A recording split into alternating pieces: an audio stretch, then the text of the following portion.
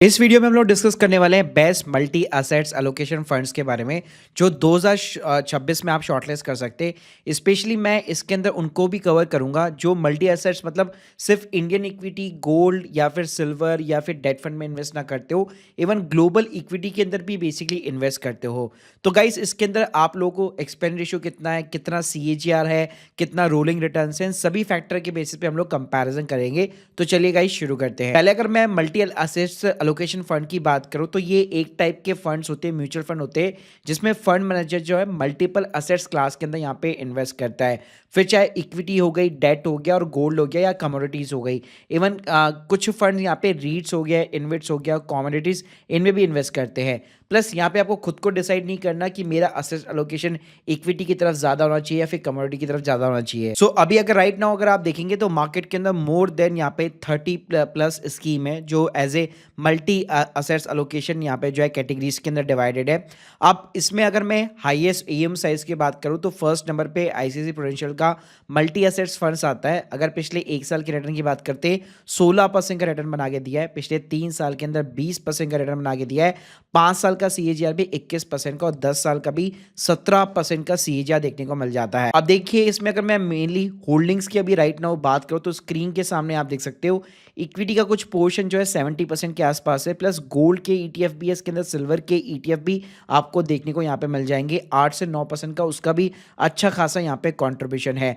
Foreign equity देखेंगे तो इतना बड़ा तो इसके अंदर मेजर चंक नहीं है और बाकी सारी चीजें भी है इसके अंदर। सेकंड नंबर पे अगर आप हाईएस्ट AUM साइज के साथ में देखिए 14,000 करोड़ के AUM साइज के साथ में SBI का नंबर आता है। एक्सपेंस रेशियो इसका भी 0.59 है, लेकिन पिछले एक साल के अंदर as compared to the ICI इसने ज्यादा रिटर्न निकाल के दिया 21% का। लेकिन अगर आप पिछले 10 साल का CAGR देखते हैं तो कम रिटर्न देखने को मिलता है। 5 साल और 3 साल के CAGR के कंपैरिजन में भी ICICI से कम देखने को मिलता है। बाकी SBI में भी अगर मैं पोर्टफोलियो के अंदर यहाँ पे बेसिकली बात करूँ तो स्क्रीन के सामने आप देख सकते हो इसके अंदर भी आपको ETF जो है ऑलमोस्ट 10% देखने को मिल जाते हैं। सिल्वर इसमें ज्यादा है, 7% है, गोल्ड का ETF यहाँ पे 3% है। प्लस यही खासियत रहती है मल्टी एसेट्स फंड की कि आपको डिसाइड नहीं करना, फंड मैनेजर सारी चीजें अपने आप डिसाइड करता है कि मेरे को इक्विटी में कितना रखना है, सिल्वर में कितना डालना है, गोल्ड में कितना डालना है, कमोडिटी के अंदर कितना डालना है। प्लस यहाँ पे आप देख सकते हैं कि कोई भी बेसिकली आपको इसके अंदर राइट नाउ भी फॉरेन कंपनीज वगैरह देखने को नहीं मिलेगी। मेजरली जो पार्ट है वो पूरा इंडियन इक्विटी और कमोडिटीज के बीच में बटा हुआ है। थर्ड नंबर पे भाई कोटक का मल्टी एसेट एलोकेशन फंड है जिसका 10,000 करोड़ का AUM साइज है, एक्सपेंस रेशियो 0.50 का है।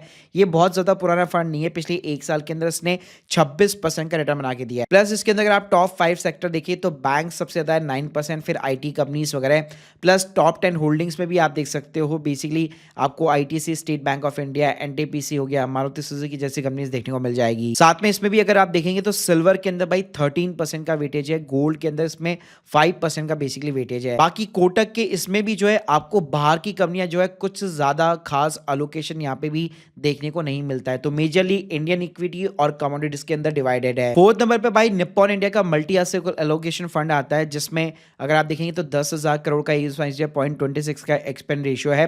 पिछले एक साल के अंदर इसने 23% का बेसिकली रिटर्न बना के दिया है, 3 सालों का CAGR 22% का और पिछले 5 सालों का 18% का निकल के आता है। इसमें अगर आप स्टॉक्स वाइज होल्डिंग देखेंगे तो गोल्ड 20 आपको 10% कॉन्ट्रीब्यूशन मिलेगा, लेकिन अच्छी बात है कि बाहर भी इन्वेस्ट करता है। तो यहाँ पे आप देख सकते हो MSCI वर्ल्ड का जो ETF होता है बेसिकली ग्रोइंग इकोनॉमी के ऊपर, उसमें भी अच्छा खासा इसका कॉन्ट्रीब्यूशन है। और इसके अलावा अगर आप देखोगे तो इसमें सिल्वर भी है। बाकी सारी की सारी आपको इंडियन इक्विटीज देखने को मिल जाती है। बाकी गाइस फोर्थ नंबर पे आप UTI मल्टी एलोकेशन फंड को रख सकते हो, उसमें भी यहाँ पे 6,000 करोड़ से भी बियॉन्ड का AUM साइज है, 0.587 का एक्सपेंस रेशियो है, एक साल के अंदर कुछ 12% का रिटर्न निकाल के दिया है, 5 साल के अंदर 15% का, पिछले 10 सालों के अंदर 12% का CAGR देखने को आपको मिल जाता है। इसमें भी मेजरली गोल्ड है, इसके अलावा सारी की सारी मेनली इंडियन इक्विटीज आपको देखने को मिल जाती है। लेकिन इसके अंदर एक न्यू कमर भी है, DSP मल्टी एलोकेशन फंड, और ये इसकी खास बात मेरे को ये लगती है तो देखो 6,000 करोड़ का यहाँ पे फंड साइज है, ज्यादा टाइम इसको नहीं हुआ, लेकिन पिछले एक साल के अंदर इसने 26% का रिटर्न निकाल के दिया है। उसका आपको रीजन भी बताता हूं। तो यहाँ पे स्क्रीन के सामने आप देख सकते हैं DSP इकलौता फंड है जिसके अंदर अगर आप देखेंगे तो 46-47% इंडियन इक्विटीज है, 17% आपको ग्लोबल इक्विटीज देखने को मिल जाती है, 14% आपको कमोडिटीज और 18% ये डेट और कैश के ऊपर, और 5% रीट्स वगैरह भी देखने को मिल जाता है। मतलब कंप्लीटली आपको पूरा पैकेज देखने को मिल जाता है। तो अगर यूएस मार्केट यहाँ पे काफी अच्छा परफॉर्म करता है तो इंडियन मार्केट के साथ में उसका एडवांटेज और गोल्ड और सिल्वर के साथ में इस फंड को यहाँ पे देखने को मिलता है। जैसे आप देख सकते हो 26% का रिटर्न निकाल के दिया है, लेकिन इसको ज्यादा टाइम अभी नहीं हुआ है। तो देखो, अगर 5,000 करोड़ के बियॉन्ड के एएम साइज वाले अगर आप अच्छे फंड शॉर्टलिस्ट करना चाहते हो तो ICICI, SBI, Kotak, Nippon, UTI, DSP, इनको आप यहाँ पे शॉर्टलिस्ट कर सकते हो। बाकी फॉरेन इक्विटी की बात करो तो मेजरली आपको डीएसपी और मिराई एसेट्स के अंदर देखने को मिलती है, जहां पे फॉरेन इक्विटी का अच्छा खासा कंट्रीब्यूशन है। सो गाइस, आप लोगों का कौन सा बेस्ट जो है मल्टी एसेट एलोकेशन फंड है, प्लीज मुझे कमेंट बॉक्स के अंदर जरूर बताइएगा। और one more thing, this is not the recommendation. मैंने जो आपको डेटा वगैरह बताया है वो सारी जो रिसोर्सेज है वो आपको डिस्क्रिप्शन बॉक्स में प्रोवाइड कर दिए जाएंगे। Thank you guys, thank you very much.